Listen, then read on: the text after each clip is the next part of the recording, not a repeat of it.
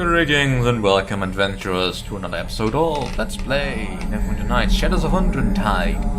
Right, so we have been mistaken for Ao. So let's get going with the gift giving. I greet you. Messiah speaks to me. Oh, holy Ao, heal the wounds I caused myself in your name, and I will give you a worthy gift.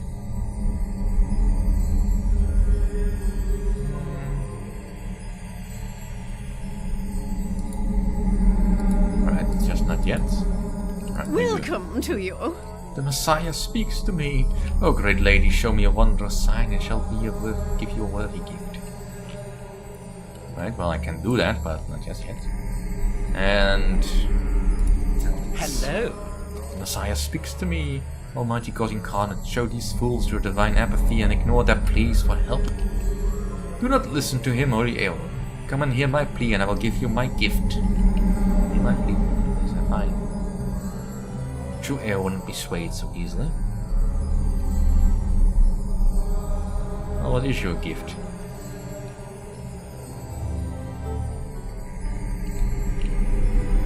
That should not matter to a powerful being like Ao.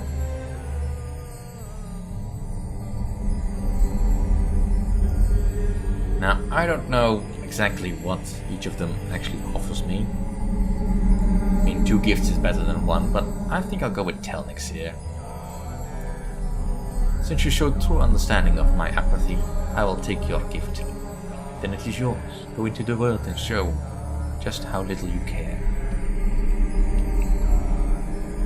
Now the other 2 will not talk. Welcome to you. I think actually that is exactly what Ao would do. But we have been given a gift. And it's a Cloak of Ao, which is kinda good. Extra deflection modifier, extra constitution, and saving throws, which I think is quite a bit better than my disc cloak. Is it better than the Cloak of Asselhorn? Yeah, I think it is. So you look fancy in purple. I have the black cloak. Right, Minister. I greet you, my child. I wish my followers would not persist with this foolishness. What foolishness? You know exactly what bloody foolishness I'm speaking of. If you are Ao, then I'm Elminster, and I bloody well would not want to be an old mage. I will answer what you want to know about Ao, but not personal questions. So this camp is a trading post too? Yes, but that's not what our initial intention. After we built this temple, word of our presence spread and some trading caravans started to stop here on the way across the desert. We offered them water in exchange for supplies. It was not until Musharak showed up that the trading became more prevalent. But that is his business, not ours. Right, could you tell me about Yasmina? Yasmina is a Bedin and not a believer in Ao at all. When she was very young, she was bitten by a desert snake. A man found her dying in the desert and brought her back here. I nursed her back to health myself, though it was a close thing.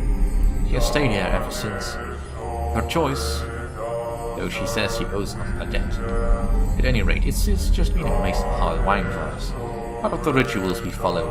I am certainly glad to have her here, though she's always free to leave. You use wine in your rituals? It is something we have borrowed from the Bedin traditions and made our own. In fact, it's really our only truly Aoist tradition. We value it highly. Yes, I bet you do, if it's really as good as Musharak describes. Tell me about Musharak.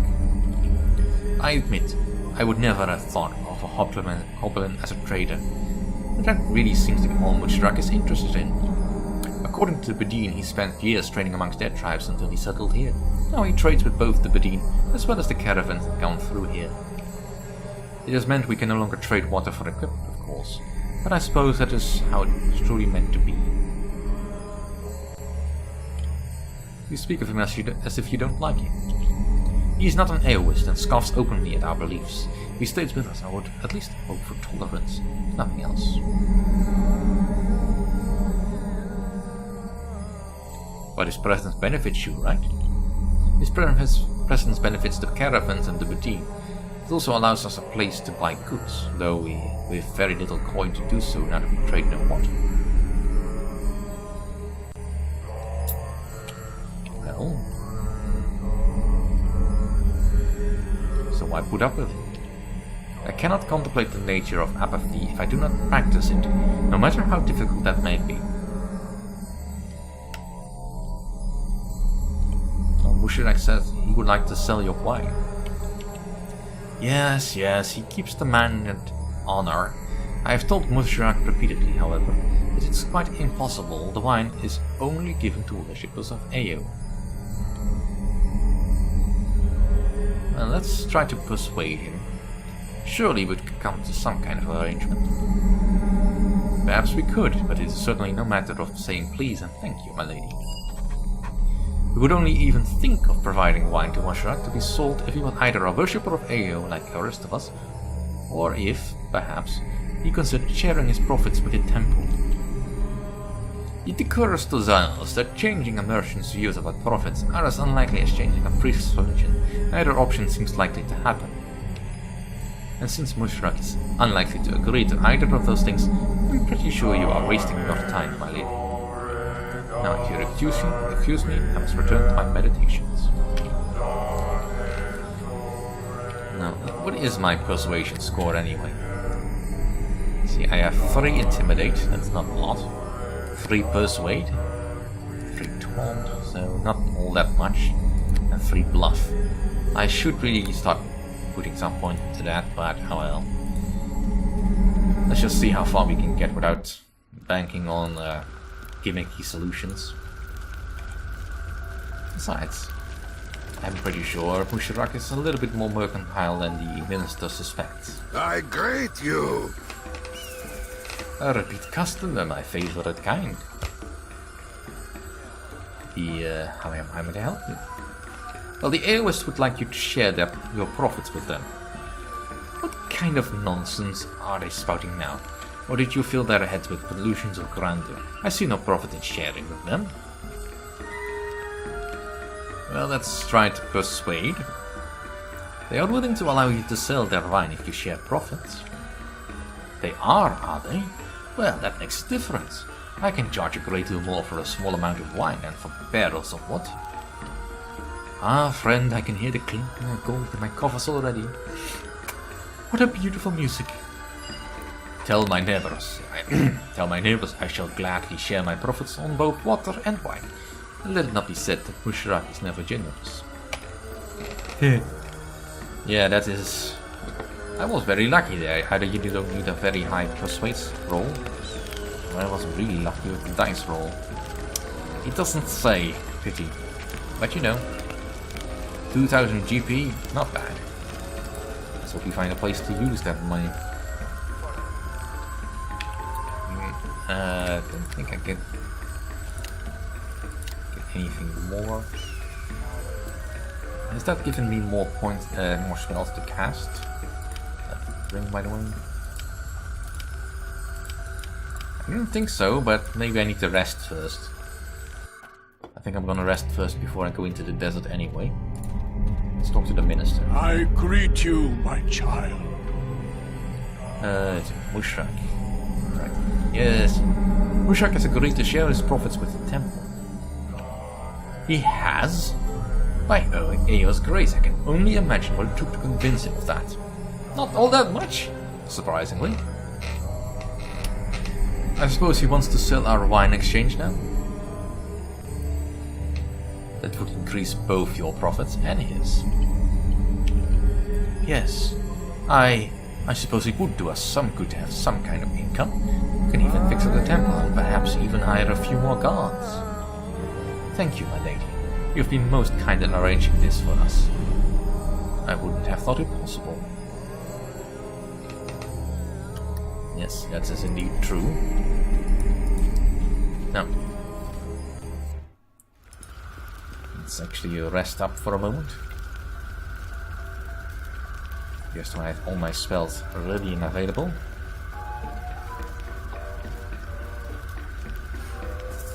There's not any real quest left here. Just the Valley of the Wind and identifying the crystal, both of which require us to go to the same place. Say Musharak. I greet you. Alright. Have you found anything special I might wish to purchase? I could advise on wine, but you know. I had a look around the camp and spoke to some, well, people. They have something that was found in the Valley of the Wind. It is a magic belt and has cost me a fair coin to buy it.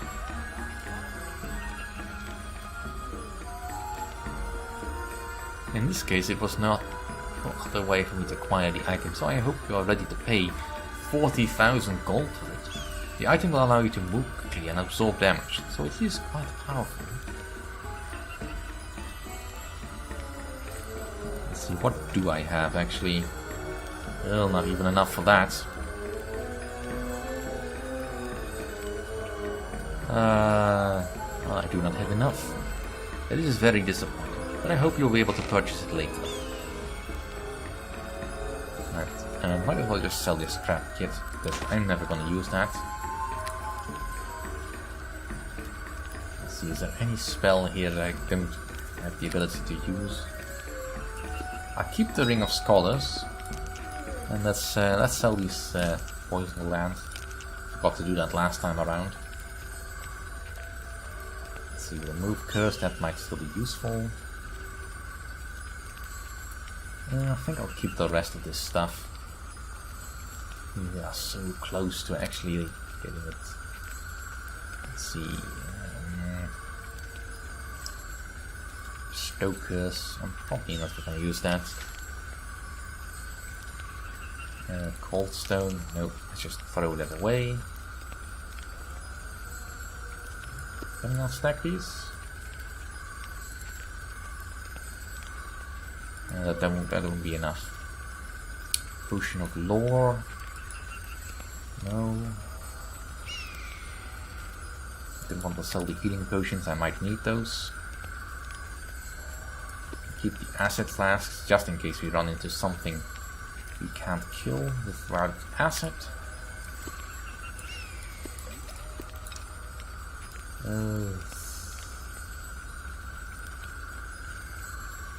Let's get rid of all these quartzes because they're just cluttering up my inventory at this point. Sell the Potion of Wisdom. Potion of Clarity I'll keep. Eagle Splendor, that's... what does that do? I think that's Charisma, I'll keep that. Can't sell the Morning Star for enough. Energy Race. Get rid of them. Just gonna have to sell some spells. Electric Jolt, that's a cantrip, right? I'm not gonna bother with that. I can cast it myself. I'll keep the Magic Missiles. I don't think I will be using Darkness at any point. Amplify just increases my listen checks, that's not really useful to me, so I mostly use spot checks. Remove Curse can be useful. Inflicting Wounds can still be useful.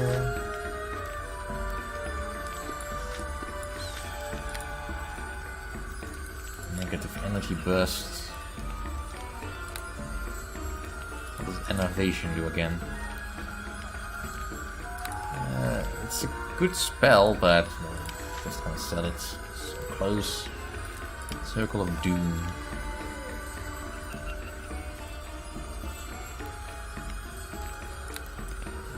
So useful though, if I can remember to use it. I'm not likely to be fighting many undead.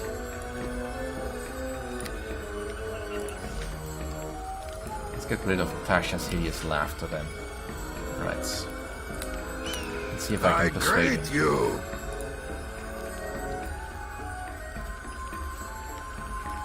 Alright. I greet you. Can I now keep doing that?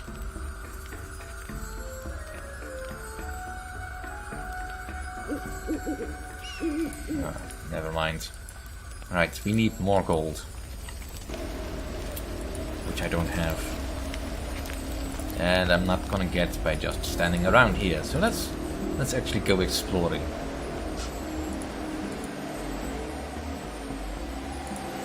Yes, hopefully we find some useful stuff.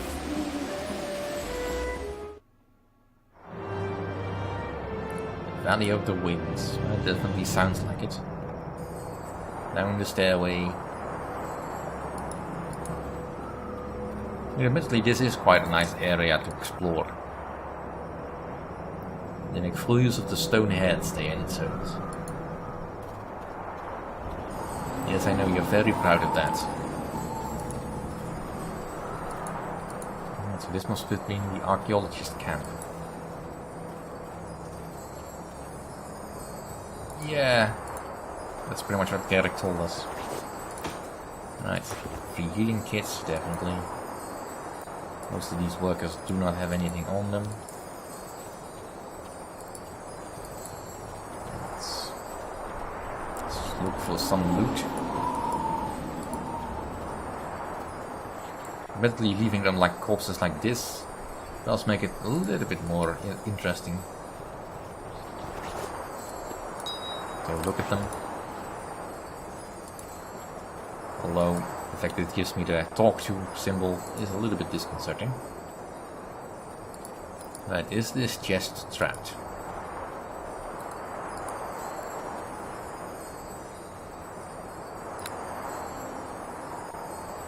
Nope. Right, gold necklace and a tower shield +1. That'll fetch a nice price. Anything else? Ooh, worker near death. Death came so swiftly. Horrible laughter. We screamed and cried for mercy. Then more laughter. One more thing. They have found thee. A little bit dramatic. But you know. If you have to die, might as well be with a Wilhelm scream. Well, that wasn't the Wilhelm scream, but you know, same difference. Right, empty bottle. I suppose I'll take it. The empty bottles might be useful for some crafting that I've either forgotten about or have not thought of to use. Right, that's pretty much all we can find here in the camp. Let's go into the ruins.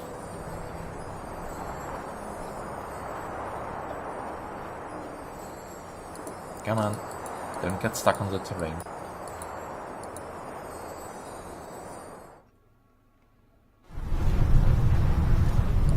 Oh, isn't this a cheery place? Right. The halls they're ancient. Knowledge of the Netherese could lie within demons or not? Well, it depends really on the demons, wouldn't it? Well, all that can. I don't need a torch. Nothing else. Just more torches. Right, let's tread carefully.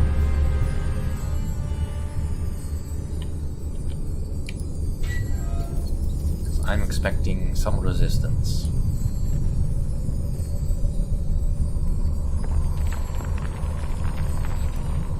Right.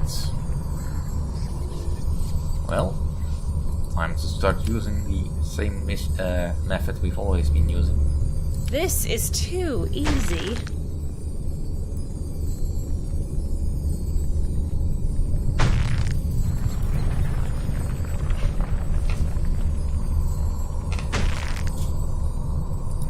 This takes too long.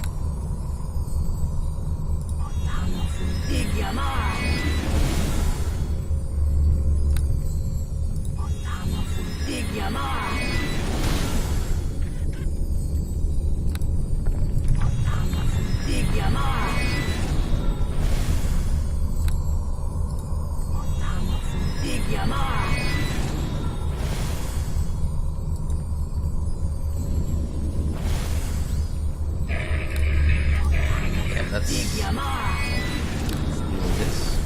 At least there should be more rooms where I can more easily rest up. Should I need to.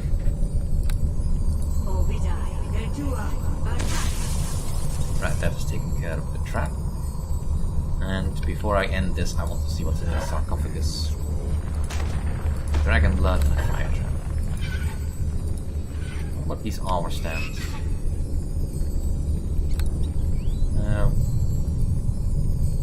I could attack it, but I don't see the point. In any case, that's it for this episode. Thank you all for watching. See you all next time.